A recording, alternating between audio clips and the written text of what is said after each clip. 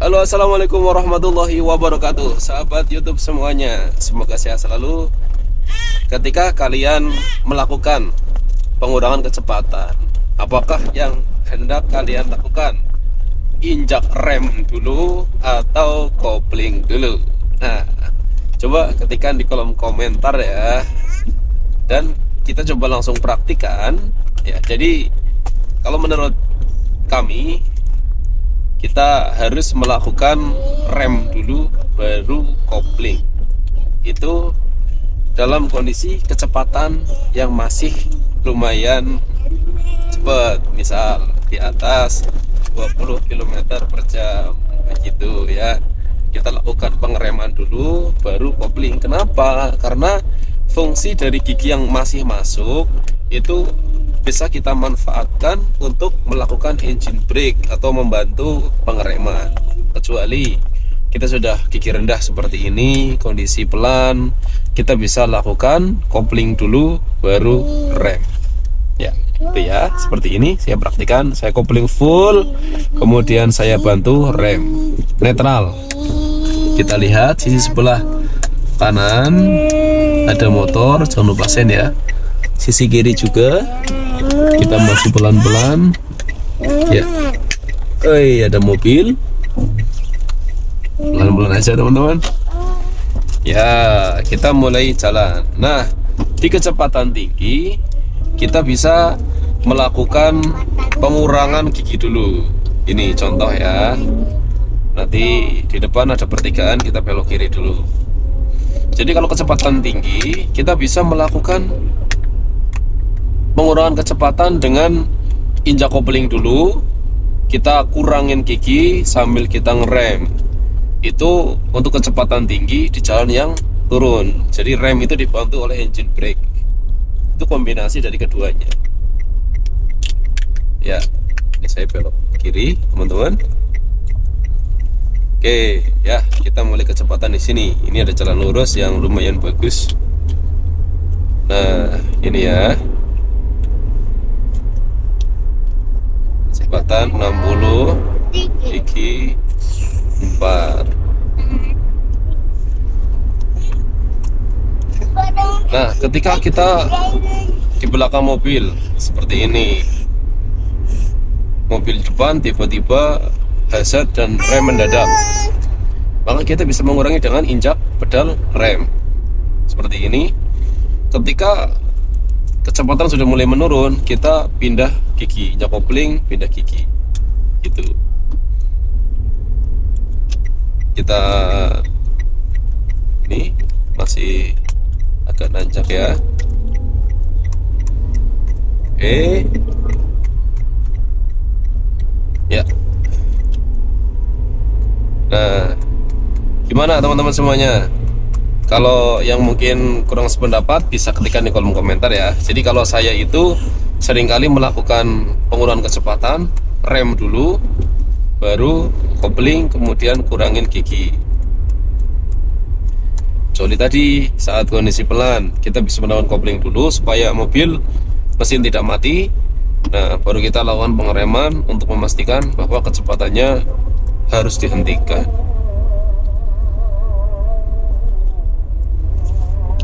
Kita masih di belakang mobil ya teman-teman. Dan posisi kaki ya, lihat kaki saya sebelah kiri itu tidak menginjak pedal kopling sama sekali, jadi nggak di atas ini. Mungkin bagi para pemula yang baru belajar mobil itu kadang khawatir ya, khawatir kalau kita lupa atau salah injak ya. Jadi posisinya seperti ini teman-teman ya. Posisi seperti ini fokus, jadi yang kiri hanya injak pedal kopling saja. Jadi nanti dia mainnya seperti ini aja nih. Dan yang kanan itu bisa main dua-duanya. Kalau bisa di tumitnya itu nggak usah ada pergerakan, jadi nggak usah diangkat ya. Seperti ini jangan. Kita usahakan tumitnya benar-benar menapak ke lantai. Dan kaki kita itu diangkat, jadi serasa nekuk. Mungkin awal-awal di bagian persendiannya ya, itu akan merasa sakit, merasa kaku atau ya tidak nyaman lah. Tapi lama kelamaan kalau kita sudah terbiasa nanti akan lebih nyaman. Ya wajar lah seperti itu. Jadi kadang-kadang orang itu salah dalam menginjak, harusnya rem tapi injak gas. Apalagi kalau pemula itu sangat beresiko sekali, beresiko terjadi kecelakaan. Jadi teman-teman semuanya harus berhati-hati, jangan sampai terjadi, karena kalau sampai ada hal yang tidak kita inginkan seperti itu, nanti kita bisa trauma, dan itu membuat para driver, salon driver tidak mau lagi untuk belajar mengemudi. Jadi jangan sampai trauma itu terjadi ya. Makanya tutorial seperti ini itu sangat penting sekali, teman-teman. Nah, kita mau belok ke sebelah kanan ya. Tetap ini saya masih masuk gigi 4 karena saya nggak akselerasi, nggak masalah. Nah, ini seperti ini, saya berhenti nih teman-teman. Boleh 2, boleh 1, tapi kalau sampai berhenti usahakan 1 ya. Nah, ini saya nggak injak pedal gas sama sekali. Ini ya. Oke, lihat kiri aman, kita maju lagi. Jadi, dan ketika injak kopling jangan injak gas ya. Kadang kan ada yang mengajari bahwa kita ketika injak atau melepas kopling ya, kita harus mengimbangi dengan gas. Itu sih ada benarnya juga. Saya juga dulu latihannya seperti itu, tapi itu malah justru tidak akan nyaman dan pindah giginya tidak akan smooth. Jadi usahakan ketika kita mau pindah gigi itu lepas giginya full dulu baru injak gas. Saya dari gigi 3 gigi 2 mau ke 3 teman-teman. Ini saya masukkan 3, saya tidak injak gas sama sekali, biarin aja lepas baru saya injak pedal gas. Cuma ya kadang-kadang kaki di atas pedal gas tidak saya angkat ke bawah, karena antisipasi saya harus terus ready, kaki saya harus selalu siap untuk kondisi di mana saya harus mengerem, karena kadang-kadang kita harus mengerem mendadak untuk keamanan. Jadi usahakan kaki ini belajar untuk tidak di atas pedal kopling, itu agar kopling kita selalu awet. Jadi kalau nanti kopling kita selalu kita injek, kakinya selalu menginjak pedal kopling, yang terjadi kopling akan seperti di amplas, itu akan cepat habis. Dan kopling sendiri ada mataharinya atau pegasnya. Pegas matahari ini akan menyebabkan injakan di mobil kita, kopling sendiri semakin lebih keras.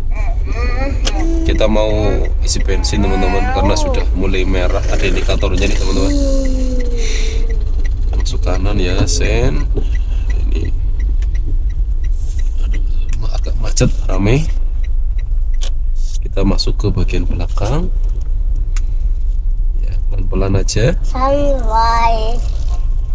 di bensin. Isi bensin. Ya, di sini tempat mobil. Nah, oke. Sambil nunggu boleh sambil ngobrol lah ya.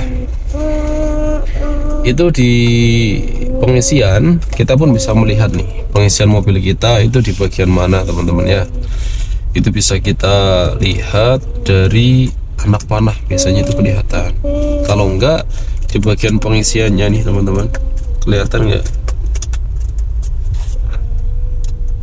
Iya, kelihatan ya di sini ya. Jadi di sini ada gambar bensin yang menyala.